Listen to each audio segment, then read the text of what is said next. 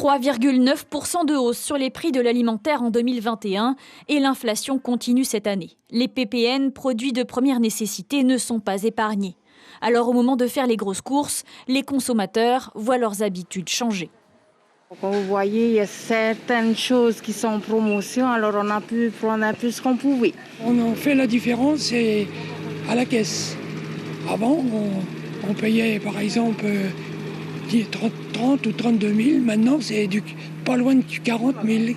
Les produits de première nécessité sont exonérés de droits et de taxes. Leur fret pour les îles est prise en charge par le pays. Pourtant, cela ne suffit pas à éteindre la flambée des prix. Selon l'Institut de la statistique, le panier de 25 produits PPN a augmenté de 14% l'année dernière.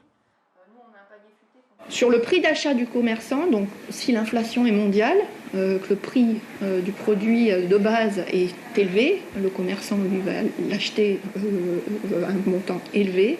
Le gouvernement ne pourra pas agir sur ce prix de revient, mais il pourra agir sur la marge de commercialisation que se fera le commerçant quand il va vendre à un consommateur. Difficile d'amortir cette inflation, la plus importante depuis au moins ces 20 dernières années, et les projections restent pessimistes pour 2022. En cause, la crise de la Covid-19 et ses conséquences financières en cascade. L'inflation, elle est mondiale. Par exemple, les États-Unis, c'est plus 7%. La France, c'est plus 2,9%. Donc voilà, on est quand même protégé en tant que territoire français par cette inflation, comparé à d'autres pays. L'Association des familles catholiques délivre quelques conseils aux consommateurs, à condition d'avoir un morceau de terre. Il faut changer les mentalités. Il faut essayer maintenant de se dire que ce qu'on peut planter chez nous, c'est déjà ça au moins à acheter. Donc reprenons nos fapous, on a commencé juste avant la pénurie qui nous a servi pendant le confinement d'ailleurs. Et continuons à composter tous nos produits.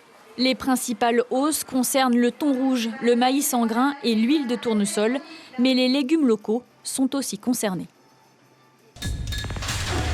L'information en continu sur Polynésie la première, Internet et réseaux sociaux.